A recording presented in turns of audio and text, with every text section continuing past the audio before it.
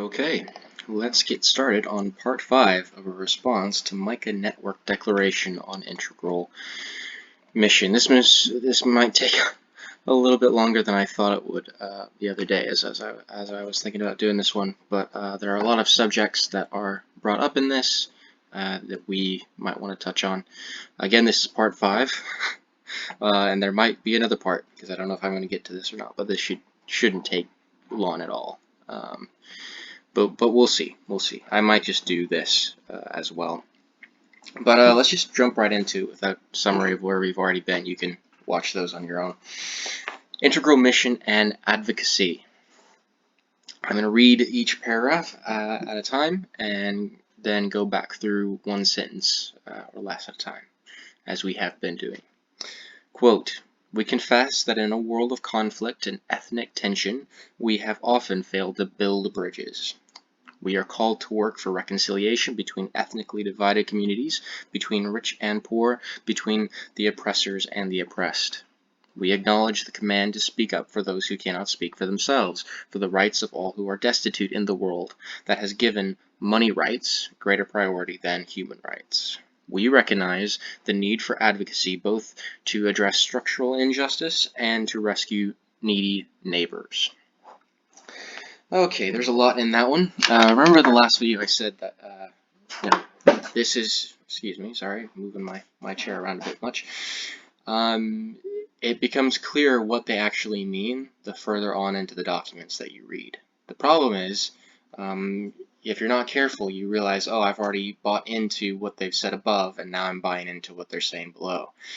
And this is very true here. You might be looking in, if you just read this and kind of accept it, well, yeah, there is injustice and the poor are oppressed and all this kind of stuff. And then you get down here and it's basic Marxist language, and you're like, oh, well, this makes sense in light of what I've thought I've already accepted. And it's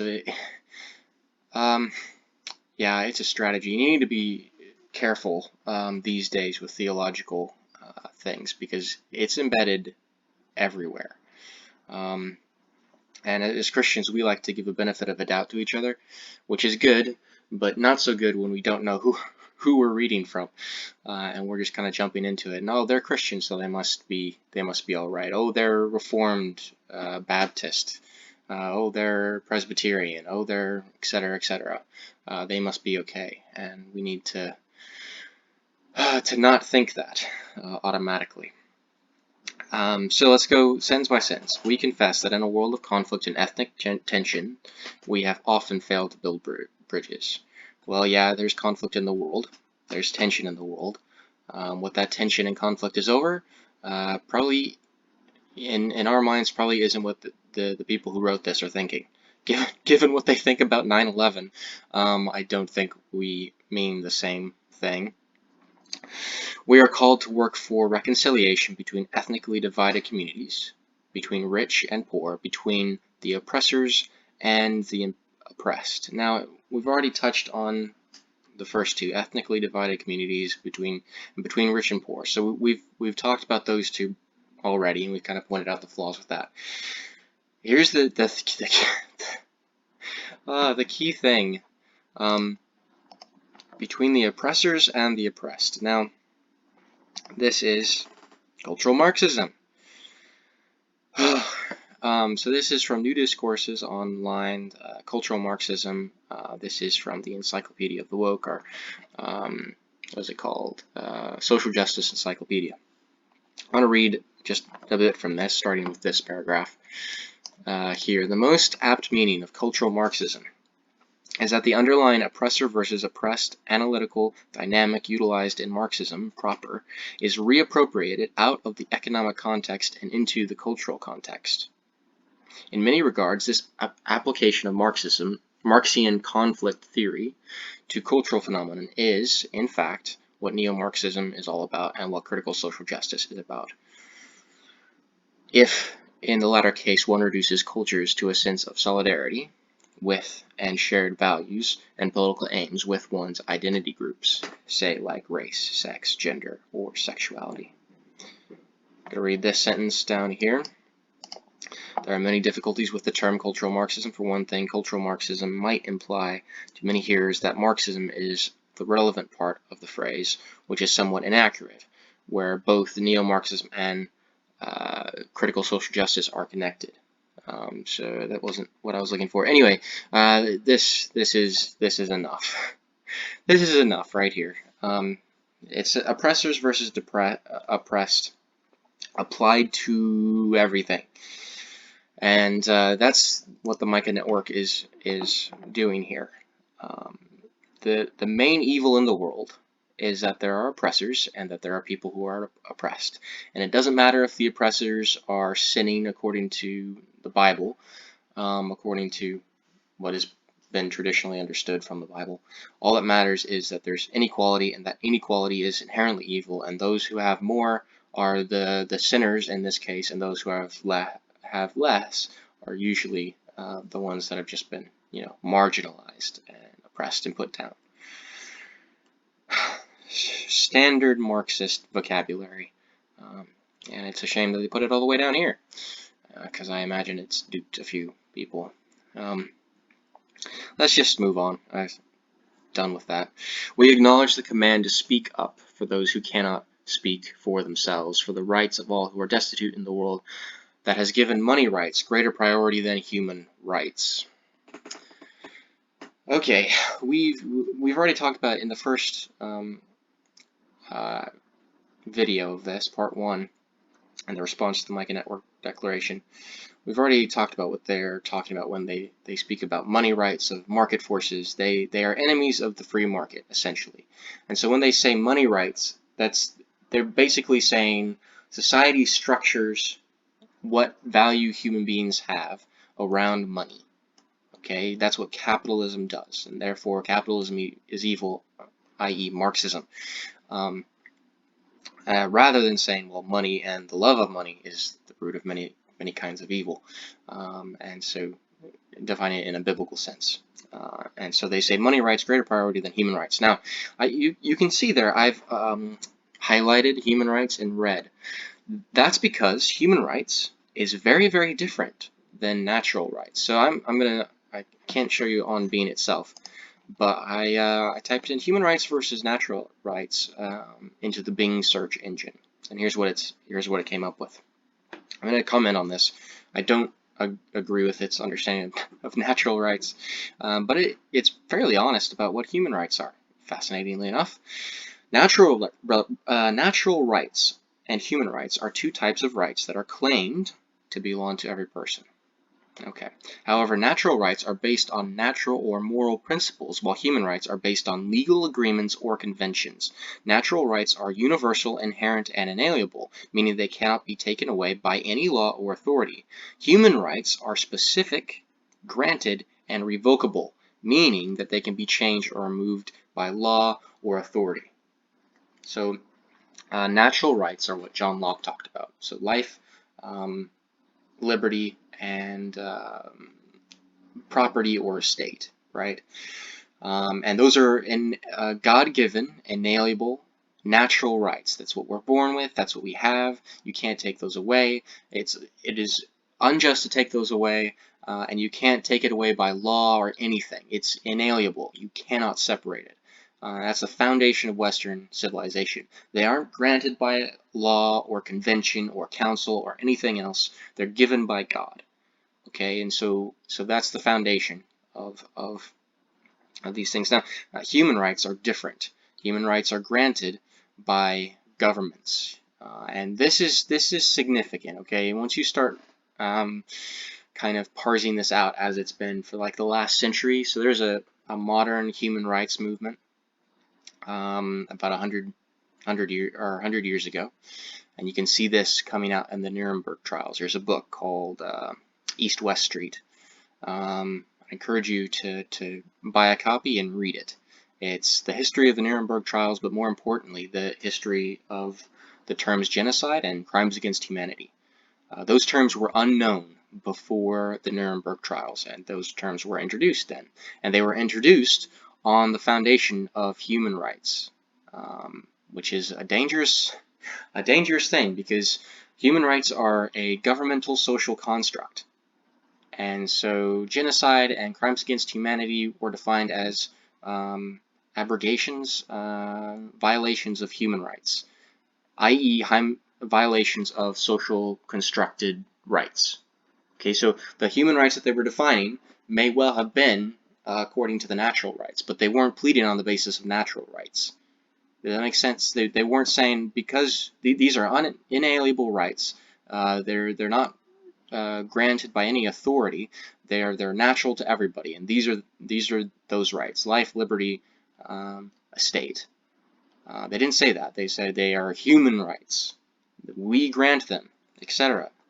And so, what happens when you can charge a group on the basis of violating socially constructed rights? What happens when you can say this group is guilty of violating the rights that we have constructed in our own wisdom and insight? That's dangerous, and several people said it was dangerous in the Nuremberg trials and afterwards. And in fact, the UN Universal Declaration of Human Rights, you should read this. It was written, I think, or adapted in 1948, shortly after councils on genocide and the Nuremberg councils and all of that. This stems from those debates. The Nuremberg trials were not simply we're going to figure out the just punishments for the Nazis. It is a turning point in how international legal law is played out. And it's significant. And so read through this and understand that what they're saying here, these are the rights that they are recognizing as an international group. That if you violate these, you're in violation of human rights, and as a socially constructed thing that they've just laid down. So all of these are human rights. They're not natural rights. And this is the UN, the United Nations. It'll send chills up your spine if you understand it. But again, East-West Street by some guy named Philip something or other. Great book. You should read it. It's hard to get through, but he writes in a compelling way if you can track with the names and what's going on. So I encourage you to get that. That's human rights, and that's what they're using here. So instead of money rights, which is a bad social construct according to these people, it's a capitalistic social construct according to these people. We're gonna human rights are what we really need to be focusing on. And again, these people who argue for human rights instead of natural rights may argue for many rights that we consider to be natural rights. But again, they're basing them off of the foundation that they're not God-given, they're man-given. That's a crucial distinction, especially now that we're living in the century after the Nuremberg trials and the redefinitions of law that happened from there, namely crimes against humanity and genocide. And genocide is in the news now, all over the place. And human rights, healthcare is a human right. You'll hear that a lot, and you'll hear many politicians saying we have inalienable human rights, which is a meaningless term, absolutely meaningless. And you'll hear that a genocide is being committed here, there, and everywhere. There's trans genocide, all of these different things, and we need to understand where these terms are coming from so that we can talk intelligently with those around us about these things, even if they have no idea what they're actually saying, which in many cases people don't. We need to be very kind and gracious, but very, very wise in how we deal with this. Now, we recognize the need for advocacy, both to address structural injustice and to rescue the needy neighbors. Again, bringing in structural justice. Now, I want to back up here again to the oppressors and oppressors thing and apply this to what they're applying it to throughout this article, which is cultures. And this comes in the next sentence. So I'm going to read it. Should I read the whole thing? Yeah, probably. I'll read the whole next paragraph and then comment on cultural racism. That'd be great. Globalization is often in reality the dominance of cultures that have the power to project their goods, technologies, and images far beyond their borders. In the face of this, the Church, in its rich diversity, has a unique role as a truly global community. We exhort Christians to network and cooperate to face together the challenges of globalization. The Church needs a unified global voice to respond to the damage caused by it to both human beings and the environment. Let me read that sentence one more time. The Church needs a unified global voice to respond to the damage caused by it to both human rights and the environment. Our hope for the Micah Network is that it will foster a movement of resistance to a global system of exploitation. Good night. All right. They've applied the oppressor and oppressed narrative to globalization, to cultures, to everything. So I'm going to read this entry from, again, New Discourses, and we're gonna talk about it. Let me just make sure I've got the right. I'm going to go to the right thing. Yes. Okay. So let's start with this paragraph, and we'll read a little bit of the next. In social justice, the idea of cultural racism insists that white people maintain their social dominance and do a kind of racism to people of color by finding, quote, white culture to be normal and preferable to various non-white cultures. So again, this is a form of mainstream multiculturalism. Multiculturalism as a social justice defined term. Okay, and that white should probably be capital white, but that's for another podcast episode, whatever these things are. So the second sentence, this follows from a view that our society has decided that white people and whiteness, the cultural properties white people have claimed unto themselves under a theoretical doctrine of white supremacy viewed as a kind of exclusive club that does not permit people of color to share in the fruits of society equally, are the positive side of a presumed hierarchy, while black and brown people and the culture of brown and black people, see also blackness, are on the negative side. Okay, so let me untangle that for a minute. So the idea here, excuse me, in cultural Marxism is that you have cultures that are defined by white people, and whiteness. Whiteness are those things that white people claim to themselves. So possessions. So whiteness as property. You'll hear that a lot if you study these things. Whiteness is property. Whiteness is something that has been culturally constructed so that white people automatically have higher privileges, different privileges than other people of other ethnicities, cultures, skin colors, etc. And this can be applied to anything, by the way. It can be applied in a personal level and on a cultural, racial level, whatever it is. And James Lindsay is defining this as cultural racism, and you can define it that way, or you can define it another way. It doesn't really matter.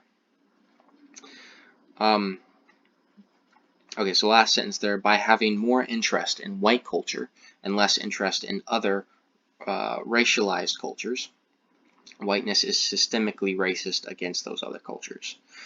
This idea follows from the belief in theory that dominant social groups construct the system to benefit themselves and preserve their interests, while being neglectful at best or hostile at worst to the interests of others.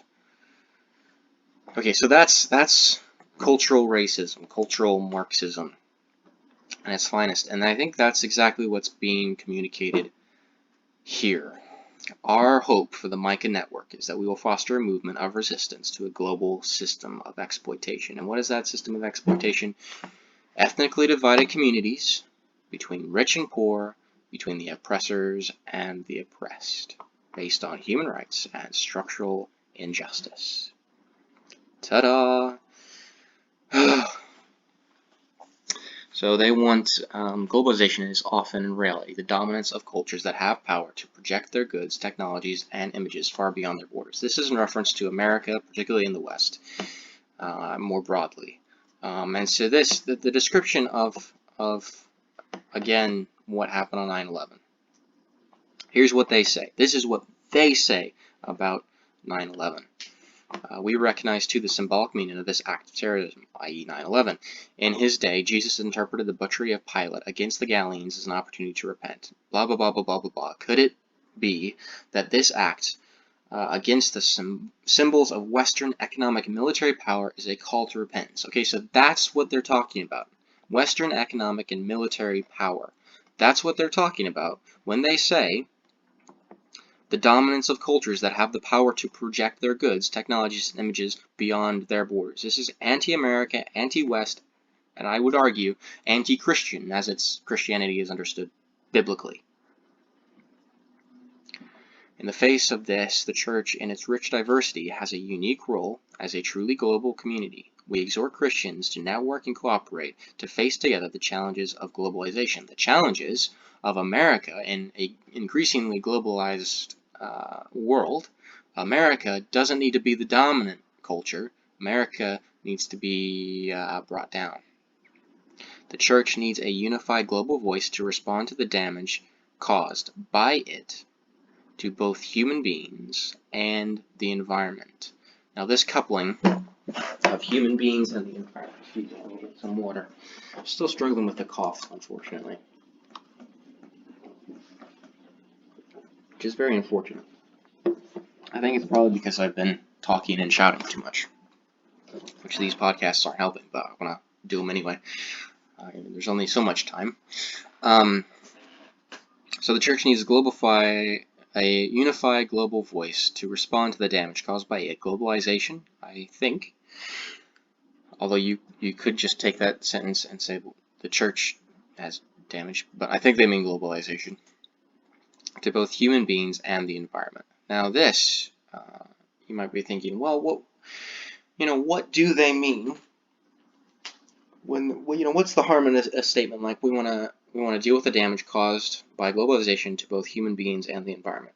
So remember, this isn't just saying damage in general. This is saying specifically globalization is often in reality the dominance of cultures that have power to project their goods, technologies, and images far beyond their borders. That's America. So the damage caused by it, America projecting itself, and the dominance of its culture, its power, economic and military, its goods, technologies, and images far beyond their borders, that damages human beings and the environment. That's the claim. Okay, this sounds fluffy if you don't put it in the context of everything they're saying, and not assume the best, but be willing to accept that maybe, just maybe, these people are rather evil. Both human beings and the environment. Let's go over here, and let's talk about this. So, this is a paper, Redeeming All Things. Let me see. Redeeming All Things: Integral Mission and Creation Care by Rachel Mander. I have no idea who that is. I don't really want to know, to be honest with you. Let me read some things here, and then I'll read their understanding of the gospel that they lay out in this one. And it'll explain a lot, I think. We are perpetrators of injustice. We are failing to care for creation and consequently our neighbors. In the words of Jonathan Moo, we are called to live as instantiations. I don't know how to say that. You can look it up. It's an interesting word. I looked up the definition and I'm still not sure what they mean. Of the kingdom of God, members of a resistance movement against all that would destroy God's creation. Resistance movement. A movement of resistance to a global system of exploitation. Same thing. And yet, in many ways, the Church is complicit in the crisis of climate change and environmental degradation. How many people would look around them and characterize the Church as a resistance movement against all that would destroy God's creation? We are the perpetrators of injustice. We are unjust in our greed, in our exploitation of creation, and in our actions which lead to species extinction. God committed the care of creation to us, but we have been careless. We are perpetrators of injustice. That's their understanding about how Christians should interact with creation around them They point out the crisis of climate change and the environmental degradation, the all of that. So in response to that, let me just now I'm going to write a rather long article or a series of blog posts or maybe videos in response to those who try to use John Calvin and some of the reformers and some of the old theologians to push forward an environmental agenda, because there's a lot of stuff out there on that, and it's kind of ridiculous. But I just want to compare that. Compare that. Well, actually, let me read their understanding of the gospel first. Way up here on page 21. What does it mean to proclaim the gospel in this paradigm of creation care, quote unquote creation care, which isn't exactly what that means. It means redefining the gospel. That's what that means, and here's what I mean. Listen for the gospel in this. Like if you didn't know what the gospel was already, which I hope you do, listen to what they're saying about the gospel, or even just if you're not even in the church and think about what you would expect to be said about the gospel, and then listen to this. What does it mean to proclaim the gospel? ? As people, a part of an interdependent creation, God calls us to proclaim and demonstrate the gospel. This gospel is the lordship of Jesus Christ, who is the creator and redeemer of all creation. Jesus' lordship means recognizing ultimate authority and worth is found in Jesus. To proclaim the gospel is to proclaim Jesus' everlasting reign over everything, both the heavens and the earth. As Christians accepting Jesus' lordship, we thereby accept the purposes of God, the purpose God has for creation of interdependent flourishing. We accept our own right and place within the creation Jesus has made. This is a true humanity which acknowledges that, in the words of Catherine Green McCready, I don't know how to say that, there is no true humanity without other creatures of God. In a profound sense, our flourishing as people depends on the flourishing of the earth. The next chapter we will explore the role of people within the creation of God. Alright, now let me quote from Jonathan Edwards. Just one quote, and I'll leave you to think through much of the rest. This is Jonathan Edwards.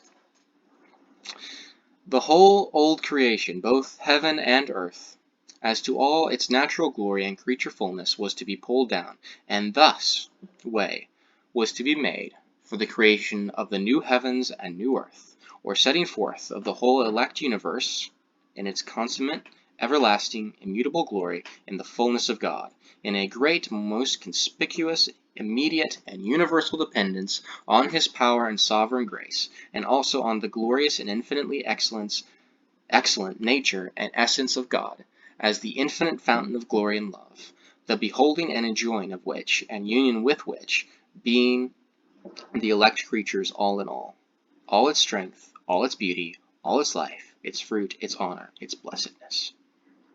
The creation of all things is the preparation, this is me writing, the creation of all things is the preparation for the work of redemption and consummation thereof, God saving his elect bride by Christ, for him and to him. That is the purpose why creation exists. You can read the whole article here, God's Flaming Glory, post 12, God's Glory in Creation, according to Jonathan Edwards. You could find this right here, God's Flaming Glory series, and scroll down till you find post 12. You can even read, where is it? John Calvin's stuff on this. John Calvin on God's Glory in Creation, right here, post 3. That's also a great one. And that's the theological refutation of this, as it stands now, as far as I've gotten. Now, let me just help you real fast. This is as simple as I can make the difference between biblical understanding of quote-unquote creation care and the people who have defined creation care, which is not biblical. Here's the difference. Creation care, according to the critical theorists, says that we are to care for creation's sake. Okay? The Bible says God has made creation and we are to care for it for human beings' sake. That is the difference in all of this. One says we're supposed to care for creation's sake, and the other says, no, God intends that we care for creation for the sake of human beings. And both sides, they can both be saying, yes, for the glory of God, and mean completely different things by that, by what it means to glorify God and all of that. But that is the difference. One says, for creation's sake, and one says, for the sake of God's special creation, which is human beings.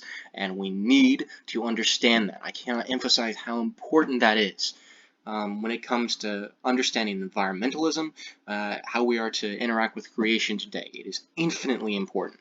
So important when it comes to that. Let me grab a drink. Okay. So, to respond to the damage caused by globalization, that has the dominant culture of the Western world, of America, oppressing the other cultures and countries all around the world. Our hope for the Micah Network is that it will foster a movement of resistance to a global system of exploitation. Now, what is the global system of exploitation?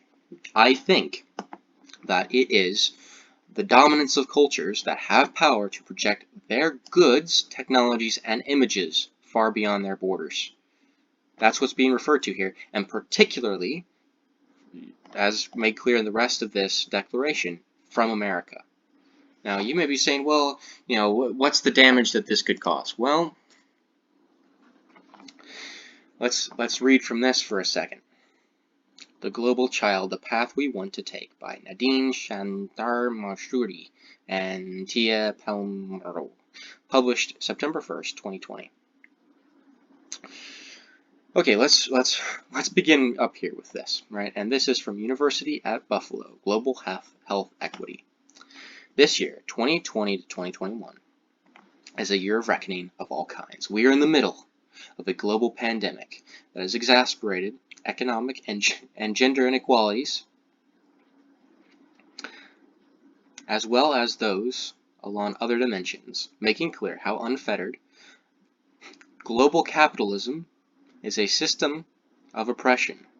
However, certain groups are marginalized for the economic and social benefit of others. How racism, classism, ableism, and sexism are intensified under this economic system that teaches us to value certain traits over others, certain behaviors over others, certain occupations over others, certain people over others. All right. Let's go down here to this real fast. 3. Doing our part to decolonize global health. And this is where this gets really damaging, okay? This is where push meets shove, and you start to see the damage that this is going to cause around the world. Global health, as a field, needs to be decolonized. Proponents at Duke University argue that global health has evolved from colonial medicine and tropical health, and that oppressive roots of global health, such as colonialism, slavery, and racism, are often hidden by a focus on interventions that alleviate human suffering. As a result, many global health practitioners and researchers, despite good intentions, perpetuate a system of oppression in which colonial medicine was embedded. Okay, so the solution to how they're going to decolonize global health is, okay, so these bad things, the roots of oppression, right, are hidden in global health, right? Those roots of oppression, colonialism, slavery, racism, they're often hidden, and they're hidden in a focus on interventions that alleviate human suffering. That's terrible. That's just terrible. So, despite good intentions of those wanting to alleviate human suffering, they perpetuate systems of oppression in which colonial medicine was embedded. So the solution, get rid of colonial medicine. That's what these people advocate for. Do you know what that means? Okay, so Mr. Beast, right? So the guy who goes around, I forget his name at the moment, but he's a famous YouTuber. He's on Twitter now and all sorts of things. He went into Africa, and he gets ad revenue from his videos, and then he spends it on doing generous things for others, i.e. making other videos that gain more ad revenue and then sharing that as well. I mean, I think that's really good. He's a private citizen doing this. Like, it's awesome. So two things. He went in and he paid for the medical surgeries to help 100 blind people see again. The left got mad at him for that. The people who believe in decolonizing medicine got mad at him because, like, how dare he do that kind of thing? Because ableism means, you know, that those people who can't see are just as fortunate as all the rest of us. Because heavens forbid you say, yes, they're a human being, they're worthy of protection and they're valuable as human beings. But it's not a good thing that they can't see, so let's see if we can fix that, why not? But you can't do that, no, especially not with Western technologies and money. Then he went into Africa and he built wells all across, which country was it? I think it was Uganda, Nigeria, Kenya, I think. And so it's just, that's just ridiculous, the fallout from that. But so many people got mad at him. And an African politician came out and said, we don't need your help. Well, and you know, the response to that was like, well, your people, your children in these schools. So he went in, he built wells in these places where they didn't have access to water easily. He built wells there, and he helped fix up their schools. And the governments of these places got mad because it was Western oppression coming in. It's ridiculous. It's ridiculous, and that's what this is. Okay, that's what this from 2001, the Micah Network, 2001, September 27th. This leads to this. Don't miss that. Don't miss that. This is destructive. They don't care about human beings. They don't care about individuals. They care about groups and oppression. They don't care about you. They don't care about me. They don't care about God's creation because they don't think it's His. They don't think you have a God to whom you belong. And if they do, it's a God of their own image. This stuff is bad. We need to protect our families, our children from this. We haven't done a very good job. If your kids are in public school, they get this 24/7. This is all that they hear. You need to understand what they're being taught and be able to respond to it in a simple way and in a biblical way. So again, here's my biblical fight back against creation care, as it's popularly called. There is a difference, a huge difference, between caring for creation's sake, which is what these people argue for, and caring for creation for the sake of human beings. There's all the difference in the world between those two things. It is the distinction that separates us from these people. You need to understand that. You need to hold to it if you're a biblical Christian. And you, I hope if you're not a Christian and you're listening to this, you'll see that human rights are shaky at best. That the world's heading for a in a very, very bad direction. And that God, the Bible, Jesus Christ, offers not only the best solutions, the best answers to what we're facing. I didn't say solutions. The best answers to what we're facing. The best repudiations of this kind of thinking. But also hope for outside of this world. Hope for outside of this world. Eternal life here and now and on into everlasting life. Now, I don't even think I need to go into this. It's another thing from the Republic called Purse Strings Attached, and I don't want to read that. Here, let's just finish this out. I don't make this 5 parts. It's only 38 minutes now.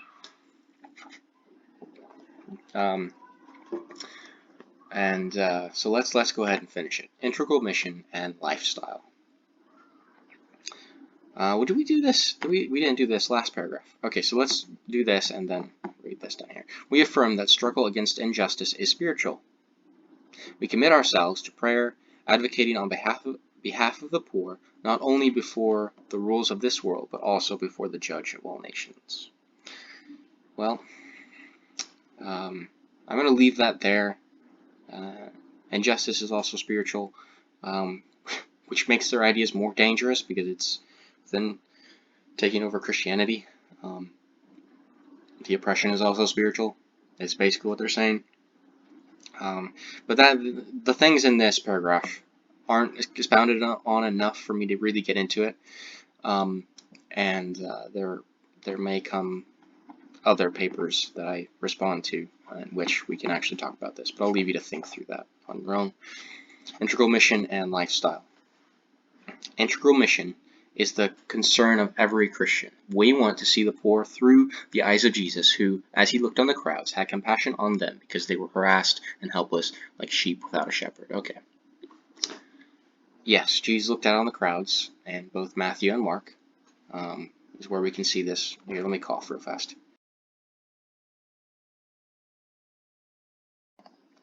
Terribly sorry.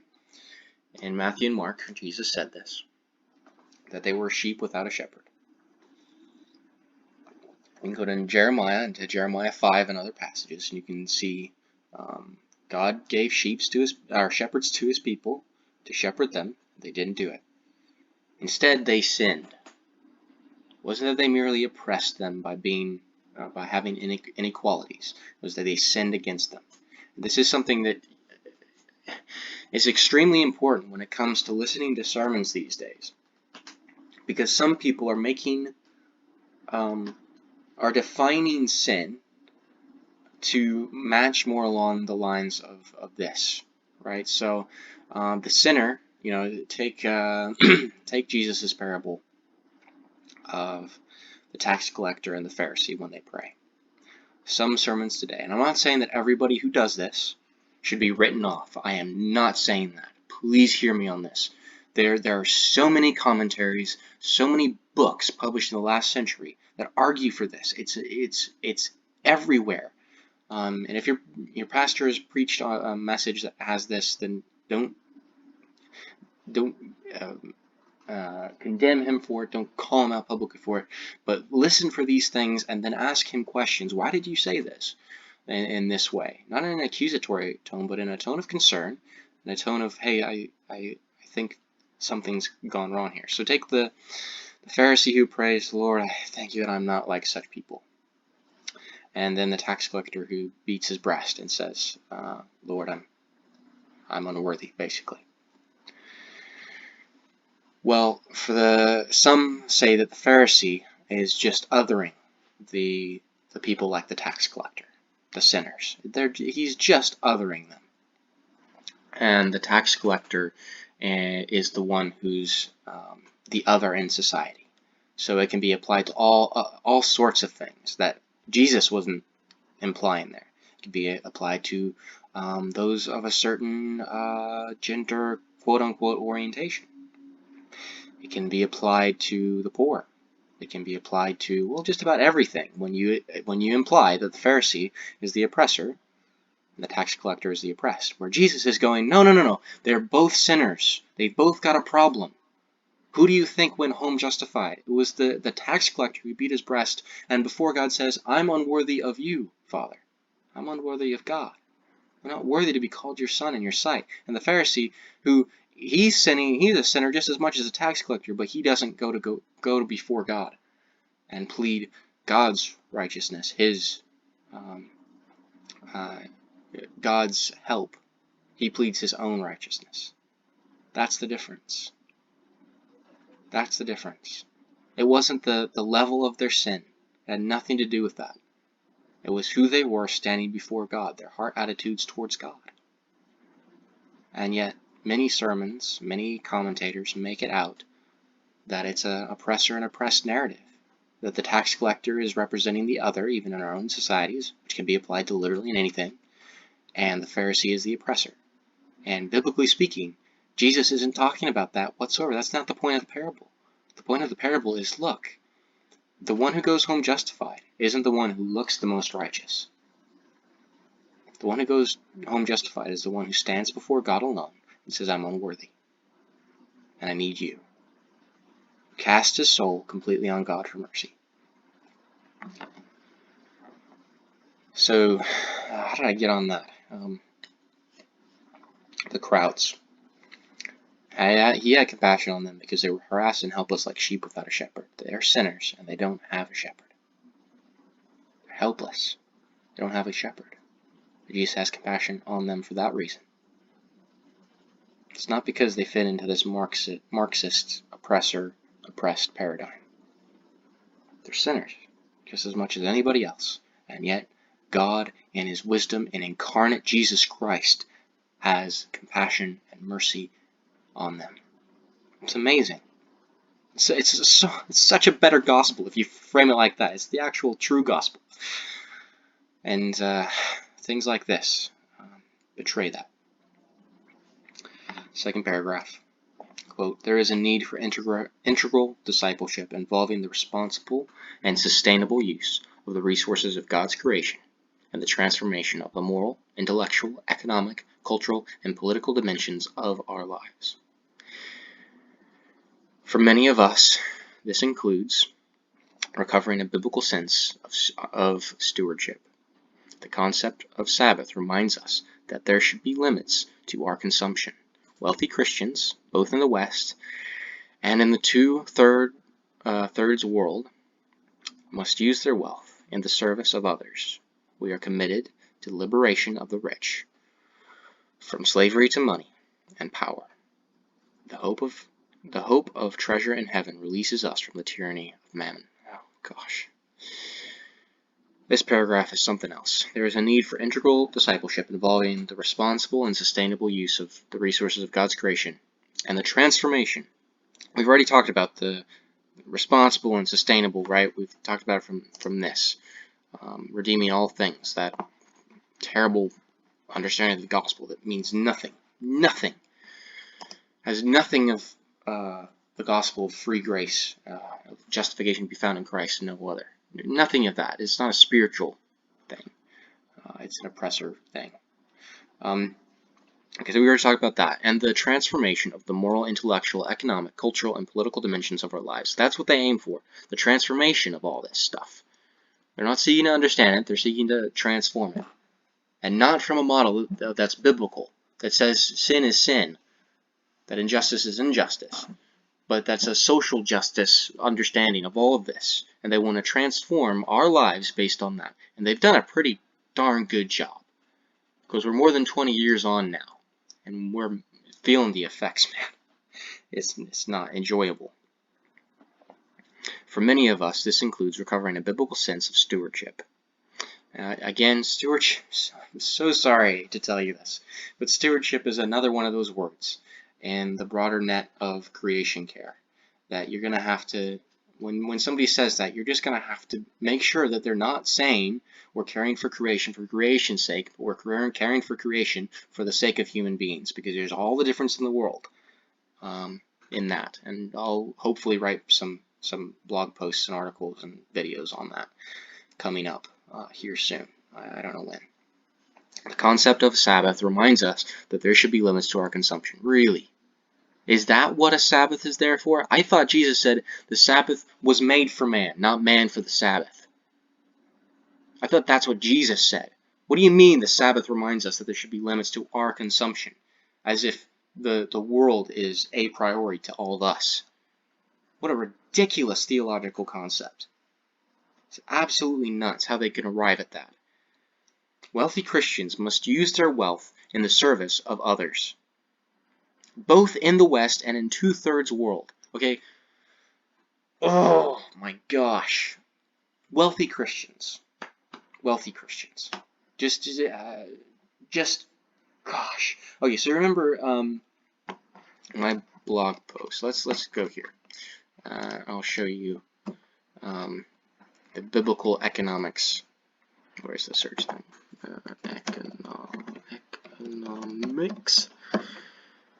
Economics. Biblical economics. Go read this paper. I've mentioned it before. Mentioning it again.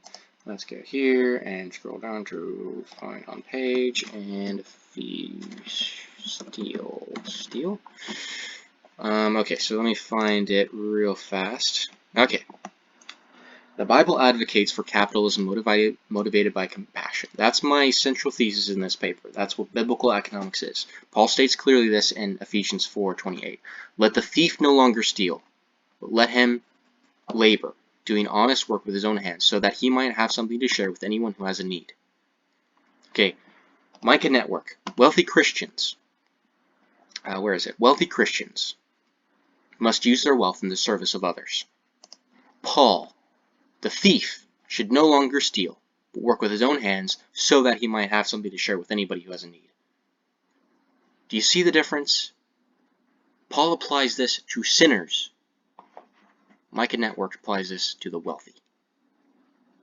To the wealthy.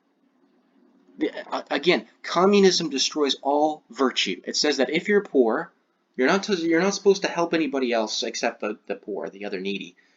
And if you're rich, you have a moral obligation to help everybody else, and it should be compulsory. That's what they're saying, because this isn't driven. Again, they reject the idea of the free market, okay, and they argue for government to step in many of these kind of articles. It's a major thing. Yeah, what more can I say on that? We are committed to the liberation of the rich from slavery to money and power. Again, in the last video that I said that it's the love of money is the issue. And if you read 1 Timothy 6, 9 to 10, and then you read the bit from, what was it, 17 to 20, I think, then you read that bit, you'll realize that what Paul is saying isn't that the rich are the issue. The rich have a greater potential, usually, in that culture to love their riches more than God. In today's culture, it's the exact opposite. The Gehazi syndrome of 2 Kings 5 has just taken over. Everybody's a Gehazi, out of love of money, chasing after Nahum and saying, "Hey, no, I'll take those gifts that you intended for Elijah for quote unquote healing him. I'll take that." Elijah changes his mind, and he goes back, and then he goes out. I can't remember. Oh, it's the leprosy. The leprosy that was on Naaman. Naaman, I think is his name. It's been a while. Left Naaman and went on to Gehazi, because Gehazi has sinned by loving money. He is poor. He's poor, a lot poorer than Naaman, and yet the love of money got him too. We are committed to the liberation of the rich from slavery to money and power. This is not. We are committed to the salvation of sinners from the love of self. It's not what they're saying. This is Marxist. This is a Marxist gospel. This is critical theory through and through. We need to recognize it and say that we don't believe this, that you have a false gospel, and we're not going to partner with you. Because the chief need in this world is lostness. It's not the poor. It's not the needy. It's lostness. We would care for the poor. We would care for creation. We could care for all these things. But our chief goal is to see people saved to Christ. It is to see the gospel held out in faithfulness, as it truly is, as it was laid down once for all the saints. We do not join groups like this. This is not the gospel. The hope of treasure in heaven releases us from the tyranny of mammon. What treasure? I don't think the treasure they're expecting is the treasure that God wants them to expect. Our prayer is that in our day, and in our different contexts, we may be able to do what the Lord requires of us, to act justly, and to love mercy, and to walk humbly with our God. Proclaim the gospel, anybody? Proclaim the gospel that God saves sinners in their sin, rich and poor, blind, deaf, perfectly fit and able. That he's the one who saves man, whose life is a vapor, today here, gone tomorrow, like the flower of the field. None of that. None of that. This is not God word. This is man word. This is man's gospel. It's centered on man. It comes from man. It's man dependent. Flee from such things. Flee from this. Recognize it. Say that we reject it on the basis of the gospel of God, on the basis of His word, and reject these things. This was written over 20 years ago now. And it is one of the reasons I'm convinced that we're in the mess that we're in. Anyway, I get passionate about these things, but I think it's proper. I think Paul would do the same thing. Just read Galatians, and I hope and pray that I share the same tone with somebody who loved the gospel of God as much as Paul did. I hope I come close to that tone here. Okay, I am done. This has been a long podcast episode, video series, whatever you want to call it. I don't want to be a podcaster. I don't like that. But anyway, I hope this has been useful, and I hope you go out and enjoy God's creation for all of its worth in pointing us to God, our Redeemer. Blessings. Bye.